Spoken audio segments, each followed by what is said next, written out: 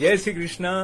Everyday Gita में संवित साधक अशोक व्यास की तरफ से आपका स्वागत है। माम प्रेरय माम पूरय माम तारय योगेश्वर, जय गीतामृत वर्षक करुणामय गण सुंदर। नमस्कार के साथ आपका स्वागत है एवरीडे गीता के इस क्रम में। आज की शुरुआत हम पंडित श्रीराम शर्मा जी के एक वचन से करते हैं।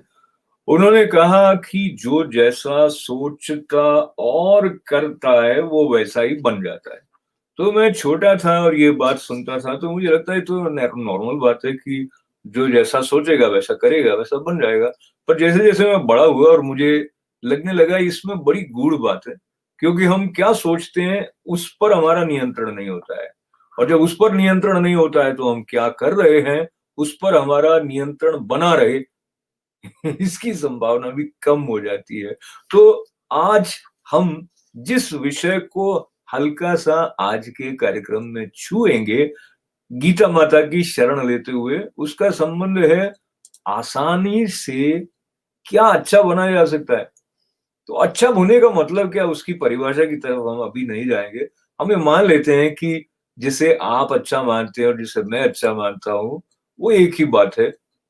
अच्छा अपने लिए, अपने हित में सोचने वाला अच्छा और जगत के हित में सोचने वाला अच्छा, इस परिभाषा के आसपास कहीं चलते हुए आज प्रारंभ करते हैं हम सबसे पहले श्रीमद् भगवद गीता के पहले अध्याय के उस श्लोक से जहां तक हम पहले दूसरे श्लोक से होते होते पहुंचे। और ये संदर्भ पहले अध्याय में अर्जुन विषाद योग का है। तो 45वें श्लोक में अर्जुन अपनी बात को उसी तरह से स्पष्ट करते हैं, 44वें श्लोक में भी उसी तरह से स्पष्ट करते हैं। तो 44वें 45वें श्लोक का आश्रय आज लेते हैं। उत्सन्न कुल धर्माणाम मनुष्याणाम जनार्दन, नरके नियतम वासो भवत्येत्यु शुश्रम। हे जनार्दन, जिनका कुल धर्म नष्ट हो गया है, ऐसे मनुष्यों का अनिश्चित काल तक नरक में वास होता है, ऐसा हम सुनते आए हैं। यानी अर्जुन संस्कारी हैं, धर्मपरायण हैं, जानते हैं अच्छे बुरे का अर्थ अपने हिसाब से, और अपने को बुद्धिमान भी मानते हैं, जैसा कि हम लगभग सभी लोग मानते हैं। तो 45वें श्लोक में वो कहते हैं, अहोबत महत पापम कर्तुम व्यवसिता वयम यद्राज्य सुख लोभेन हंतुम स्वजन मुद्यता। बड़ा शोक प्रकट कर रहे हैं इस बात को लेकर कि हम लोग बुद्धिमान होकर भी पाप करने को आतुर हो गए। राज्य और सुख के लोभ से जो स्वजन हैं, जो अपने हैं, उनको मारने के लिए तैयार हो गए। तो ऐसा कह के वो एक प्रकार से कहीं प्रशंसित दृष्टि श्री कृष्ण की तरफ से अपेक्षा कर रहे होंगे कि देखो भाई मैं कितना त्यागी हूं। जैसे कि हम एक बार याद कर रहे थे, रामकृष्ण परम स्वामी विवेकानंद जी के जो गुरु जी हैं, वो कहते थे गीता का अर्थ जानने के लिए इस शब्द को बार बार दोहराएंगे, गीता गीता गीता गीता गीता गीता कहेंगे तो त्यागी उसमें से ध्वनि निकलेगी, और त्याग करने का भाव गीता का सार है। ये रामकृष्ण परमहंस स्वामी विवेकानंद को बता चुके हैं। पर त्याग कब करना है, किसका करना है, अहंकार को लेकर कर रहे हैं का त्याग, पलायन तो कहीं हमारे लिए त्याग का पर्याय नहीं बन गया है, ये सारी बातें भी महत्व रखती हैं। तो बात यह है कि जीवन में अच्छा बनने का आसान तरीका है क्या? तो इसका सही सही उत्तर इस कथा से मिलता है, जहां एक शिष्य अपने गुरु के पास, जो कि श्रेष्ठ धनुर्धर थे, धनुष चलाने की विद्या सीखने के लिए पहुंचा। बहुत उसने अनुनय विनय किया तो उन्होंने उसको अपने आश्रम में स्वीकार कर लिया। और जब उसकी बारी आई तो उन्होंने उसको धनुष, काफी तरह के साइज के धनुष पड़े थे, उनको उन्होंने कहा वो वाला जो नंबर 7 में पड़ा है वो धनुष उठा लो। उसने देखा ये धनुष तो बहुत ही बड़ा है, और गुरुजी ने कहा था और मना करने का तो कोई सवाल ही नहीं था। वो बड़ा भारी सा धनुष था, उसको लेके उसके बाहर मैदान में जाना था, तो उठा के लेके गया। पीछे-पीछे गुरुजी आने वाले थे। तो ऐसे वो अपने आप में फुसफुसाया, इससे हल्का धनुष नहीं दे सकते थे मुझे। उसने सोचा कि गुरुजी ने सुना नहीं होगा, पर उन्होंने सुन लिया।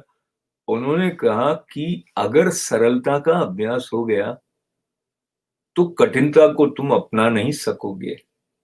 तो स्वामी श्री ईश्वरानंद गिरी महाराज कहते हैं कि ये भारतीय दृष्टिकोण है कि शुरुआत करें तो कठिनता से करें, और पाश्चात्य दृष्टिकोण ऐसा है कि बच्चे के ऊपर बोझ बोझ मत डालो। पर धीरे धीरे ये भारतीय पद्धति में भी आ गया है। तो पहले बड़े बड़े ग्रंथों के श्लोक बच्चे उनको याद कर लेते थे। अब कुछ भी कहने से पहले माता पिता भी सोचते हैं, भाई इसको क्यों तकलीफ दी जाए, और बच्चे के ऊपर भार नहीं डालना चाहिए। तो दूसरी बात ऐसी हुई कि उसने वो भारी भारी धनुष अपने हाथ में उठा के अभ्यास करना शुरू किया। अब जो अभ्यास करते करते उसको सीखना है, तो बार बार गुरुजी की तरफ देखना है। तो वो चला रहा है और बाण से ठीक ठीक चल नहीं रहा है। फिर कई बार उसने कोशिश की और उसने देखा कि अब मुझे गुरुजी कुछ बताएं। तो बाद में उन्होंने उसके पास आकर कहा कि सांस को रोक कर खींचो, धीरे से छोड़ना, तुम सांस पर ध्यान नहीं दे रहे हो। तो वो शिष्य जो था वो थोड़ा सा आधुनिक था। उसने कहा मुझे पहले ही बता देते, मैं 3 दिन से ऐसे कर रहा था। क्योंकि जब उसने किया, सांस को रोक कर छोड़ा, तो थोड़ा सरलता से गया। तो उन्होंने कहा कि अब तुमने इस बात का महत्व इसलिए समझा है क्योंकि तुम उस कठिनाई का अनुभव कर चुके हो। और अगर पहले से ही तुम्हें ये बता दिया जाता तो तुम उसके महत्व को नहीं समझते, उसको एक रूटीन की तरह ले लेते।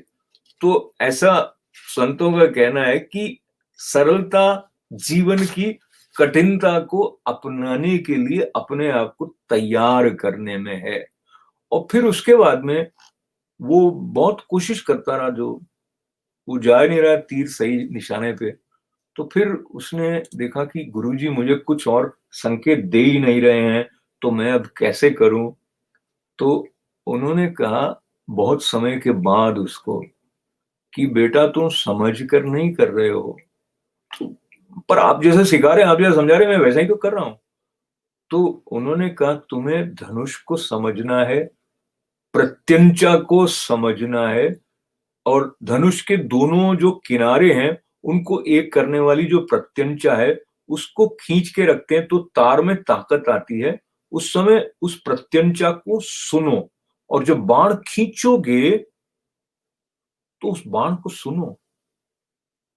और जब तक धनुष और प्रत्यंचा और बाण, इन तीनों के संबंध को ठीक तरह से नहीं समझोगे और उसके साथ अपना तारतम्य नहीं बिठाओगे, तब तक लक्ष्य का भेदन नहीं कर सकोगे। अब उसकी समझ में आया, अच्छा इन सबसे भी दोस्ती करनी पड़ेगी, क्योंकि दोस्ती किए बिना वो अपना रहस्य खोलेंगे नहीं। तो श्रीमद् भगवद गीता में क्षेत्रज्ञ की बात है, क्षेत्र की बात है, जागरूक होने की बात है, अपने आप को देखने की बात है, अपने आप को समझने की बात है। तो बात ये थी कि सरल तरीका अच्छा बनने का ये है कि हमें कठिनाइयों से घबराना नहीं चाहिए और कठिनाइयों को अपनाने के लिए तैयार होना चाहिए। और जब कठिनाइयों को अपनाने के लिए हम प्रस्तुत होंगे, तब कभी वो अवस्था आएगी जिसका उल्लेख फिर कभी विस्तार से, पर 12वें अध्याय का जो श्लोक है, सम शत्रौ च मित्रै च तथा मान अपमानयो शीतोष्ण सुख दुखेषु समः संग विवर्जितः। शत्रु में भी समान होगा मन, मित्र में भी समान होगा, और हर परिस्थिति में ये जो समता है वो हमारा संबल है, वो हमारी शक्ति है, वो हमारी सामर्थ्य है। इस भाव को लेकर हम अपने आप को अपनाएंगे गीता माता के चरणों में बैठ के, तो कहीं भी कोई मुश्किल हमारे लिए मुश्किल नहीं होगी। साथ देने के लिए आपका धन्यवाद है। लाइक शेयर करने के साथ साथ उत्साह आप बढ़ा रहे हैं, उसके लिए आपका आभार है। अनुमति दें। नमस्कार। जय श्री कृष्ण।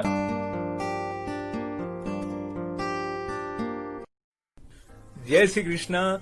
एवरीडे गीता में संवित साधक अशोक व्यास की तरफ से आपका स्वागत है। मां प्रेरय मां पूरय मां तारय योगेश्वर। जय गीतामृत वर्षक करुणामय गण सुंदर।